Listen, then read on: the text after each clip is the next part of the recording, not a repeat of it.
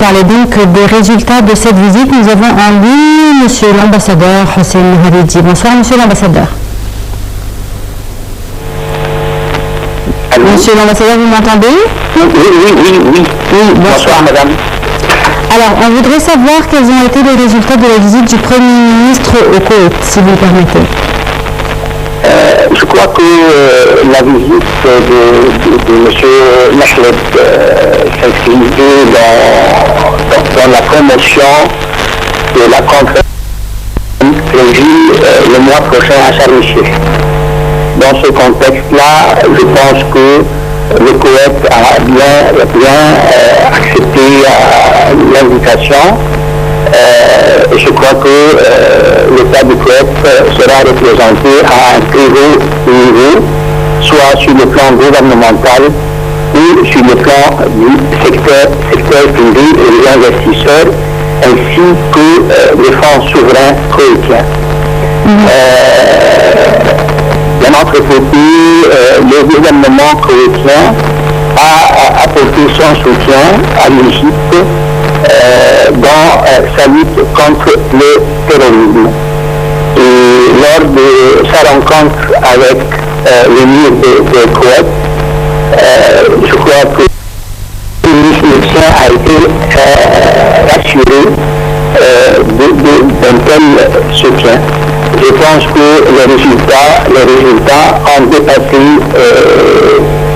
les attentes du côté égyptien. Donc l'objectif de la visite du Premier ministre au Koweït, c'était l'invitation de l'émir à la conférence de Sharm el-Sheikh? C'était certainement d'inviter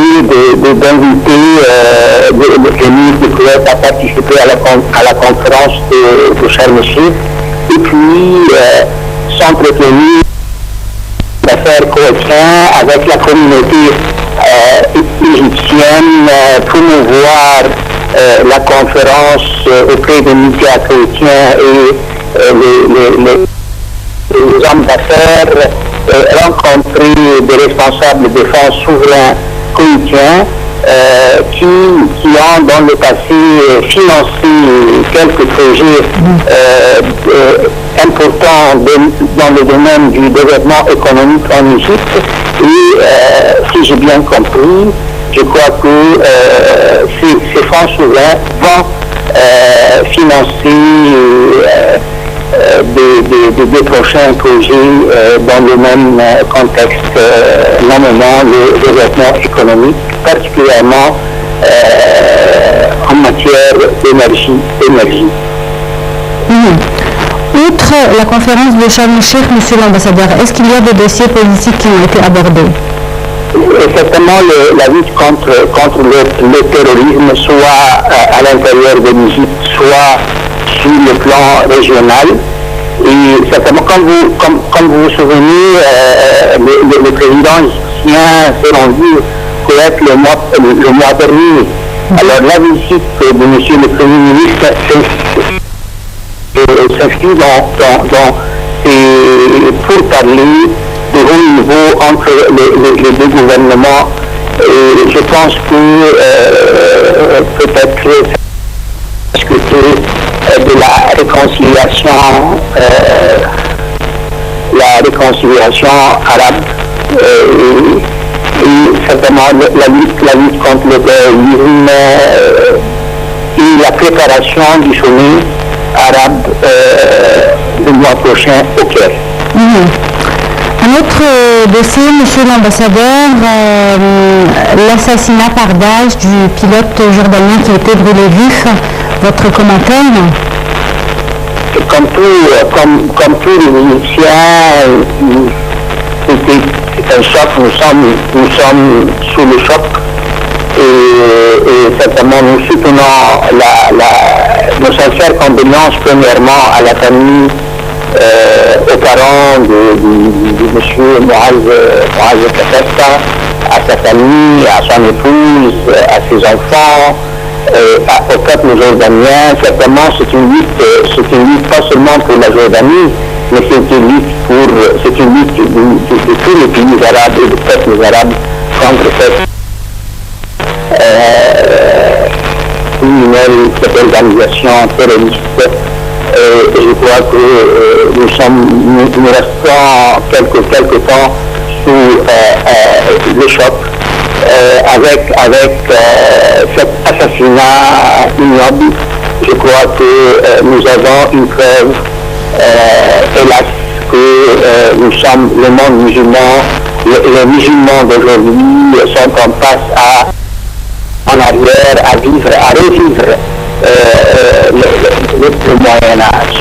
C'est vraiment écœurant de voir aujourd'hui, au XXIe siècle, de telles pratiques, de telles idéologies sinistres, idéologies obscurantistes. Vraiment, c'est quelque chose qui nous fait de la peine. Et comment le monde arabe, monsieur l'ambassadeur, compte-t-il faire face au terrorisme et surtout à Daesh? Sur le plan international et régional, comme vous le savez, madame, les quelques pays arabes sont membres dans la coalition, dite la coalition internationale contre Daesh. Mais j'espère que ici,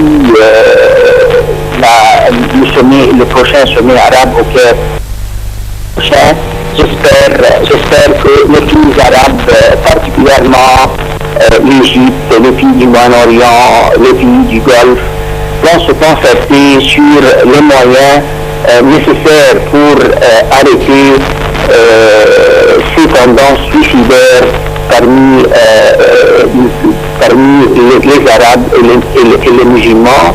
J'espère qu'ils vont se mettre d'accord sur la dépolitisation de la religion, car nous faisons face à un défi, pas seulement contre notre bien-être, contre notre stabilité et sécurité, mais contre tous les acquis sur le plan du développement intellectuel, politique, économique, social madame. C'est vraiment un grand défi à relever, c'est une menace qui ne cesse de grandir et j'espère en conclusion que les pays arabes vont se mettre d'accord sur la nécessité d'une sortie pacifique, graduelle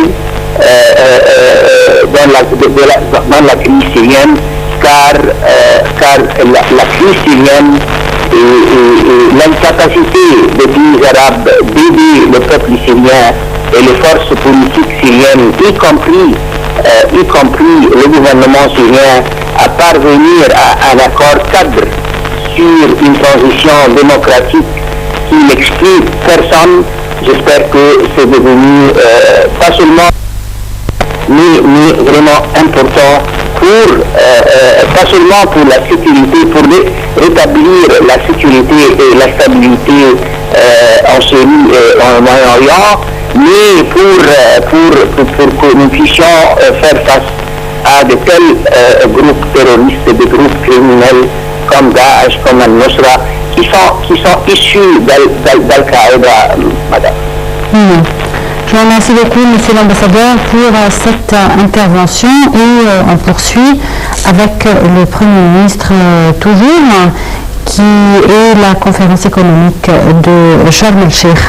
Le Premier ministre Ibrahim Mahlab a tenu une conférence de presse internationale autour des préparatifs de la conférence économique de Sharm el-Sheikh. Assuré que la conférence internationale baptisée l'Égypte l'avenir se tiendra à la date retenue depuis le début. Il a souligné que cette conférence est extrêmement importante pour l'Égypte et qu'elle cristallise la vision économique du gouvernement égyptien pour relancer l'économie. Et d'indiquer que cette conférence est une étape importante. Jeudi, le Premier ministre avait annoncé la mise en place d'un comité interministériel chargé de préparer le sommet économique. Il s'agit de représentants de tous les ministères. Sarah Al-Arabi avec l'État.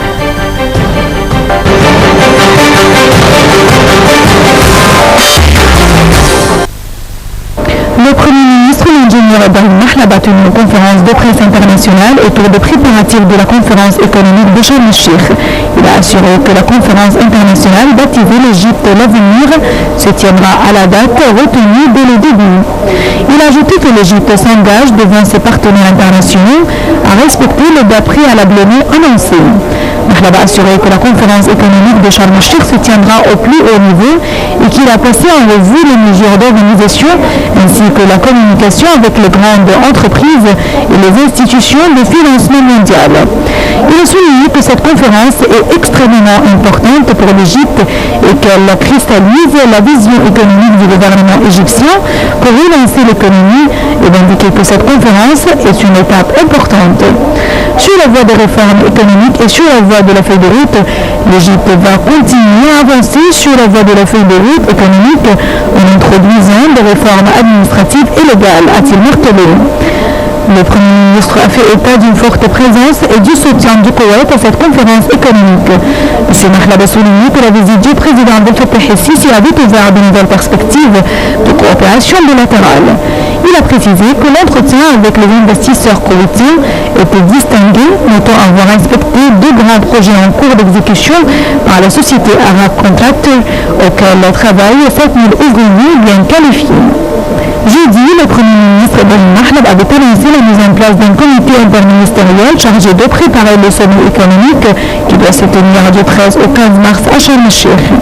Il s'agit de représentants de tous les ministères, défense, tourisme, intérieur, télécommunications et technologies de l'information, industrie et commerce, développement local, finances, affaires étrangères, investissement, conseil des ministres, présidence de la République, sécurité nationale et gouvernorat du Sud-Sinai. Le ministre de l'Investissement, Achab Salman, a souligné que 3 projets nationaux nécessitant 20 milliards de dollars seront exposés au sommet de la conférence et d'affirmer que 2 accords ont été conclus pour la mise en œuvre de 4 projets au cours de ce sommet.